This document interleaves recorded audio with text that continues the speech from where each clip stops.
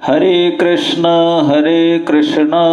कृष्ण कृष्ण हरे हरे, हरे राम राम राम हरे हरे। कृष्ण रक्षतु नो जगत्त्रय गुरो, कृष्णं नमध्वं सदा। कृष्णेनाखिल शत्रवो विनिहता, कृष्णाय तस्मै नमः। कृष्णादेव समुत्थितं जगदिदं, कृष्णस्य दासोऽस्म्यहम्। कृष्णे तिष्ठति विश्वमेतदखिलं, हे कृष्ण रक्षस्व माम्। हरे कृष्ण भक्तों, आप सबका स्वागत है, सबका अभिनंदन और अभिवादन है। कल महाव्रत जन्माष्टमी तिथि है। विश्व भर से श्रद्धालु भक्तों यहाँ वृंदावन आ चुके हैं।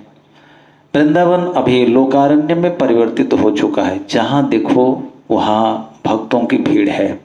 जय राधे, जय श्री कृष्ण से वृंदावन की पूर्वपल्ली विधियां गुंजायमान हो रही है। आहा, इसे महाव्रत की अपेक्षा वैष्णव परम आग्रह, परम श्रद्धा भक्ति के साथ करते रहते हैं। एक वर्ष बीतता है, फिर दूसरे वर्ष के व्रत के लिए वैष्णव प्रतीक्षा करते हैं। आज वो शुभ तिथि आने वाली है। बस कुछ चंद घंटों के पश्चात ये व्रत हमारे पास उपस्थित होगा।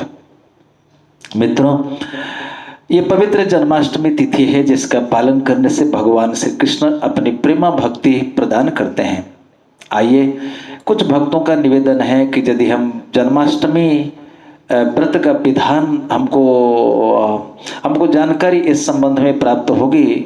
जन्माष्टमी व्रत संबंधी जो भी विधि विधान है यदि हमें प्राप्त होगा तो हम निश्चित रूप से अपनी पूरी सामर्थ्य के साथ इस व्रत का पालन करने के लिए प्रयास करेंगे। आइए भक्तों, आपकी सेवा के लिए आपका ये दास सदा तैयार है। आपकी सेवा के लिए ये वीडियो मैं प्रस्तुत करने जा रहा हूँ। इस तथ्य को हमने संग्रह किया है श्री ब्रह्म वैवर्त पुराण से। आइए, इस पुराण के अंतर्गत जन्माष्टमी व्रत विधान क्या है वो जानते हैं। श्री नारद जी नारायण से पूछते हैं, क्योंकि नारायण उनके गुरु है, आदि गुरु है नारायण श्री नारद जी के। सो नारायण की जिज्ञासा है, हे भगवान, कृपा करके आप हमें ये बतलाइए कि जन्माष्टमी व्रत क्या है और जयंती किससे कहते हैं, व्रत न करने पर क्या दोष होता है और व्रत के दिन भोजन करने से क्या पाप लगता है, और पूजा का विधान क्या है, कौन सा संयम नियम का पालन करना होता है, उपवास कब से कब तक करना चाहिए और पारण कब करते हैं, पारण नहीं करने से दोष क्या है। नारायण इन सारे प्रश्नों का उत्तर देने का प्रारंभ करते हैं। मेरे विचार में नारद जी ने जितना प्रश्न किया, इतना प्रश्न तो हम कर नहीं सकते। तो अच्छा है कोई बुद्धिमान व्यक्ति प्रश्न करता है और उसका उत्तर मिलता है। हम सब के लिए ये बहुत ही अति अनुकूल होता है, अतिशय लाभप्रद होता है। आइए श्रवण करते हैं। श्री नारायण ने अपनी जन्म तिथि का ये जो व्रत है, जो उत्सव, उस पालन का विधान क्या बतलाया। तो नारायण कहते हैं, हे नारद, मेरी ये जन्म तिथि, मेरा ये जो जन्माष्टमी व्रत है, इसका पालन 3 दिनों के लिए होता है। सप्तमी, अष्टमी, नवमी। सप्तमी, अष्टमी, नवमी। सप्तमी तिथि को चाहिए कि व्रती घी से पकाया हुआ अन्न खाए, माने हविषान्न भोजन करे, कम नमक दे, कम मसाला दे, बहुत सरल भोजन करे। और अष्टमी के दिन उपवास करे, रात्रि को जागरण करे। नवमी तिथि आने पर उसका पारण का जो समय होता है, उस तिथि को भी जैसे सप्तमी तिथि को भोजन किया था वैसे ही ब्राह्मण और वैष्णवों को भोजन करने के उपरांत वो भोजन करें। ये है सीधा सीधा उत्तर। अब आइए विस्तार से सुनते हैं। जब सप्तमी तिथि को उसने हविषान्न भोजन किया, रात्रि शयन किया, प्रातः काल ब्रह्म मुहूर्त में शय्या त्याग करना चाहिए और शुद्ध नदी के जल से अथवा सरोवर के जल से अथवा कूप वापी तड़ाक के जल से उसे स्नान करना चाहिए। स्नान करते समय हरे कृष्ण महामंत्र का जप करना चाहिए।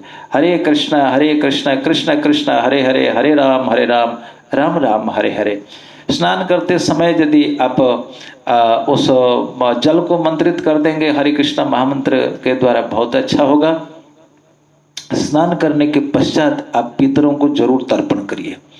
नारायण कहते हैं कि 100 बार गया श्राद्ध करने से पितरों को जितनी संतुष्टि नहीं होती है, ध्यान देना, 100 बार गया श्राद्ध करने से पितरों को जितनी संतुष्टि नहीं होती है, उससे अधिक 100 गुना संतुष्टि पितरों को होती है यदि जन्माष्टमी व्रत के दिन व्रती स्नान के बाद अंजलि भर जल अपने पितरों को समर्पित कर देता है। कितना बड़ा लाभ! सबसे पहले स्नान के बाद तर्पण से लाभ प्रारंभ हो गया।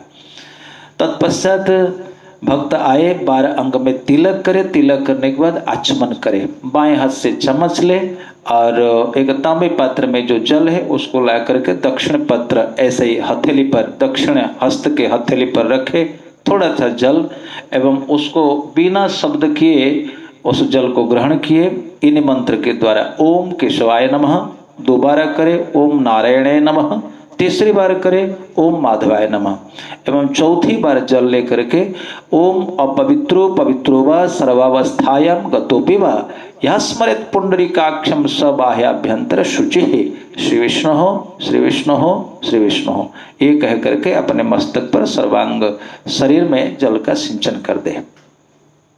स्नान और तर्पण और आचमन, तत्पश्चात संकल्प करे। संकल्प माने हे नारायण, हे कृष्ण, आज हम आपकी कृपा से आपके प्रतिविधान के लिए ये व्रत का अनुष्ठान हम ले रहे हैं, संकल्प ले रहे हैं। आप हम पर आशीर्वाद बनाए रखें, आप कृपा करिए कि बिना बाधा रहित होकर निर्विघ्न इस व्रत का अनुष्ठान, इस संकल्प हम पूरा कर सके। हे प्रभु, आप हम पर ये आशीर्वाद बना कर रखें। इस तरह से उनको संकल्प करना चाहिए। अब ये स्नान की ये जो 4 क्रियाएं ये संपन्न हो गया, स्नान, तर्पण और आचमन, तिलक और संकल्प, ये 5 विधान ये संपन्न हो गया। उसके पश्चात उसको पूजा गृह में प्रवेश करना चाहिए। पूजा गृह जहाँ तुम्हारा पूजन का गृह होगा, अथवा जो स्थान आपने निर्णय किया है, लिपापोती करके बड़ा स्वच्छ करके जल से धो करके उस प्रवेश करिए। और पूजन सामग्री के साथ श्री नारायण कहते हैं पूजन सामग्री कितने क्या क्या होना चाहिए। सबसे पहले भगवान की पूजा के लिए आप सामग्रियों को संग्रह करिए। पूजा के लिए भगवान श्री नारायण का एक सुंदर फोटो चित्र रखिए, और वहाँ नंद जसोदा हो तो बहुत अच्छा है, पार्षद आदि हो तो बहुत अच्छा है, मधुमंगल आदि ये सब रखिए। और जो देवा देवी है उनकी सेवा में उनको भी रखिए। यदि ये सब करने में असमर्थ है, सीधा सीधा भगवान श्री राधा कृष्ण का एक विग्रह अथवा उनका चित्र आदि रखिए। और पूजन सामग्री में 16 की पूजा है। ये सभी शास्त्रों का यही विधान है। 16 माने 16 प्रकार की वस्तु है। 16 प्रकार के वस्तुओं के संग्रह से पूजा का जो विधान है उसको 16 पूजा कहते हैं। उपचार क्या क्या है? सबसे पहले आसन, सुंदर आसन। एक ऐसा कपड़ा लगाइए जिस कपड़े में सोने की जरी लगी हुई हो, किनारी हो, बहुत सुंदर। यदि आपके पास सामर्थ्य है, नहीं तो कि सुंदर मखमली आसन लगा लीजिए। बसन, पीताम्बरी, पाद्य सुगंधित जल से भगवान का चरण पखारे, जिसमें पुष्प आदि दे दे, गंध आदि डाल करके जल को सुगंधित बनाए। मधुपर्क, मधुपर्क कहते हैं पंचामृत को। दूध, दही, घी, शहद और शक्कर, इससे 5 प्रकार की वस्तुओं से जो बनता है उसको पंचामृत कहते हैं। कि स्वर्ण पात्र में रखिए अथवा अपने सामर्थ्य के अनुसार पात्र में रखिए, भगवान को समर्पित करिए। और तत्पश्चात अर्घ्य दीजिए, सुगंधित जल का अर्घ्य दीजिए। तत्पश्चात आचमन, पुनः स्नान कराइए और शय्या, गंध दीजिए, गंध माने कस्तूरी आदि। फिर पुष्प समर्पित कर दिए। नैवेद्य माने भगवान के लिए लड्डू, पुआ, कचौड़ी, हलवा, भिन्न भिन्न प्रकार के व्यंजन, भिन्न भिन्न प्रकार के स्वादिष्ट फल और जूस, जो भी आपकी सामर्थ्य है, खूब नैवेद्य चढ़ाइए। 56 भोग लगाइए। तांबुल, जायफल, जायत्री, इलायची, लौंग, पान, कत्था, मुक्ता का चूना, ये सब लगा के सुंदर बढ़िया पान भगवान को खिलाइए। और अनुलेप चंदन कस्तूरी आदि लेप चढ़ाइए, धूप अगर आदि जलाइए और दिया से आरती करिए। उसके बाद भगवान को पान कर पिलाने के लिए, भगवान को पीने के लिए आप सुंदर जल दीजिए, जो सुगंधित जल प्रदान कीजिए। और अंत में आभूषण, आभूषण माने भगवान के विविध अंगों में ये सब आभूषण लगाइए।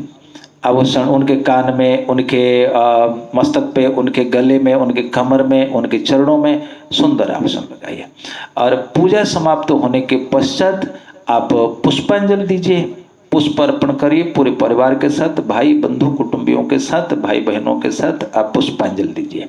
तत्पश्चात सभी बैठ करके 1 मिनट के लिए भगवान का ध्यान करिए। उनके चरणों से लेकर मस्तक तक, आपाद मस्तकम, चरणों में सुंदर सुंदर नूपुर है जो रुणझुन बजती है।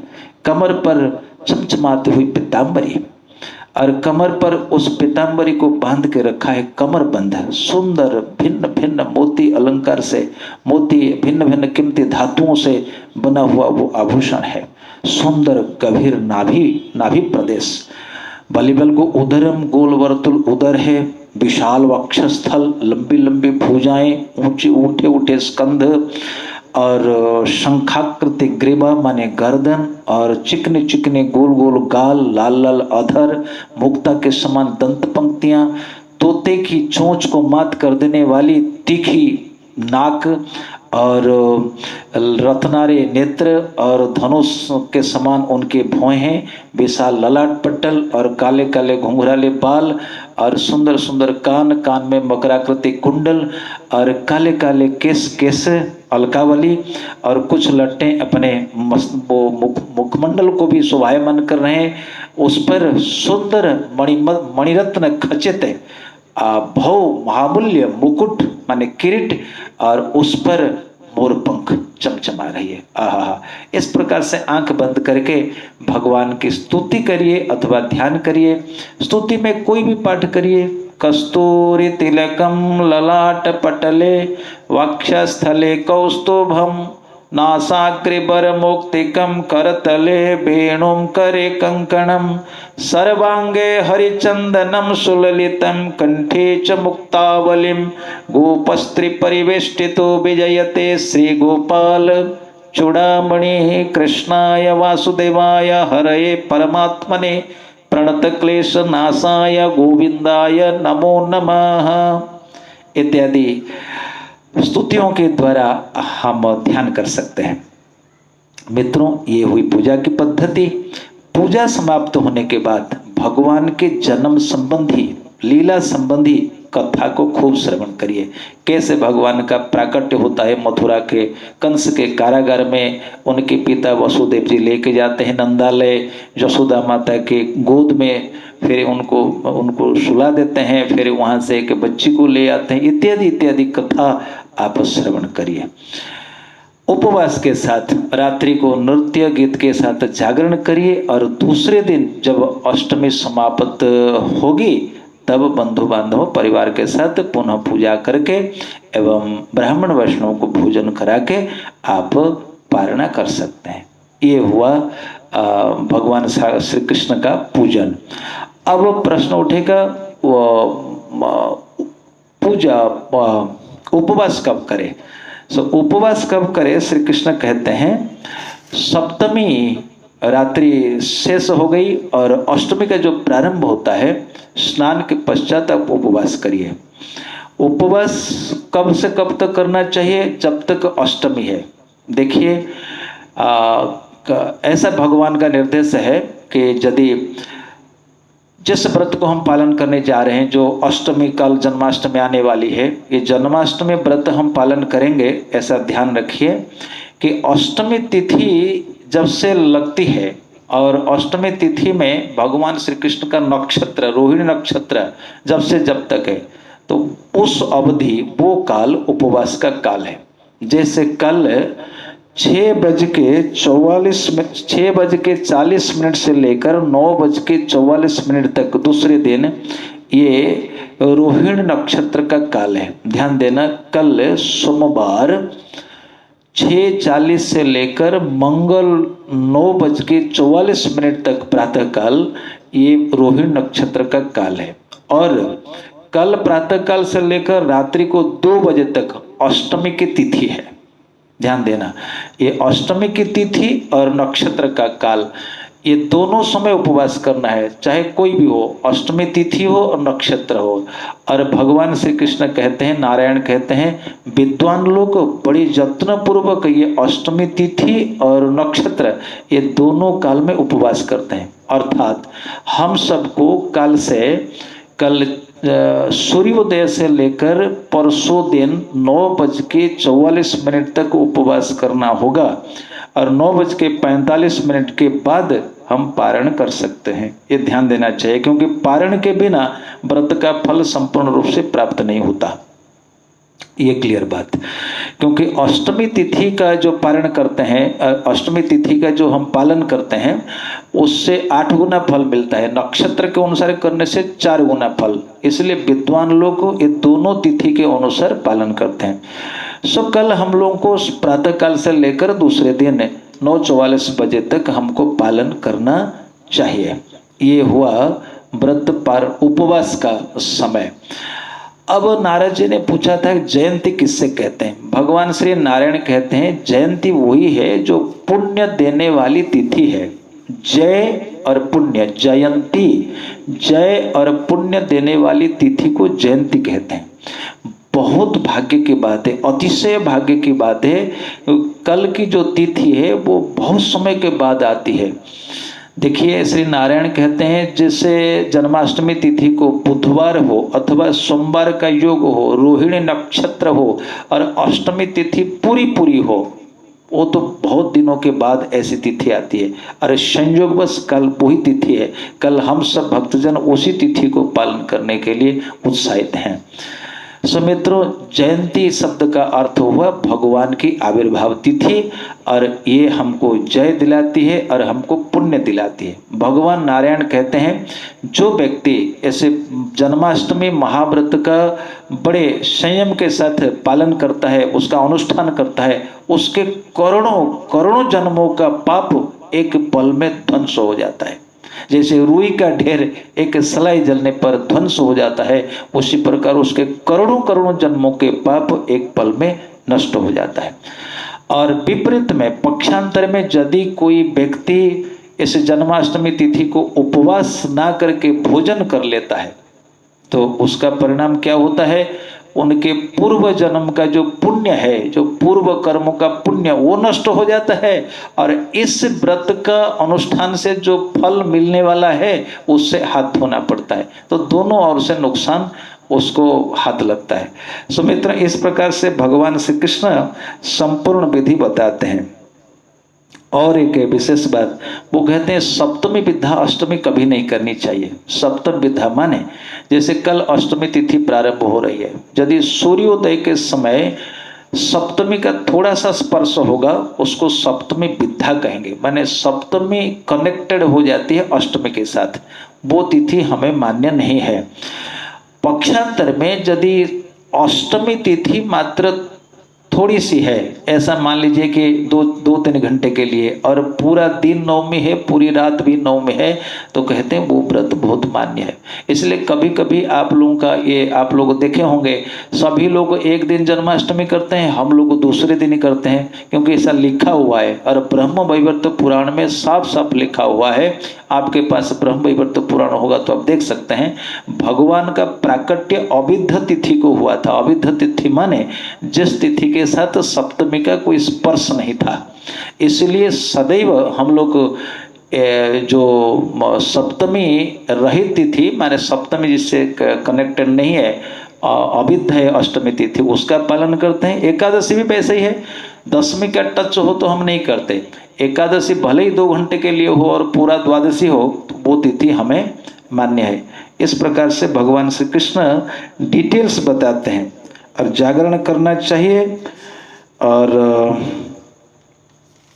और क्या कहते हैं, इस प्रकार से भगवान का जो पूजा करता है, उनका करोड़ों जीवन का जो करोड़ों करोड़ों जन्मों के जो पाप हैं वो सब मिट जाते हैं।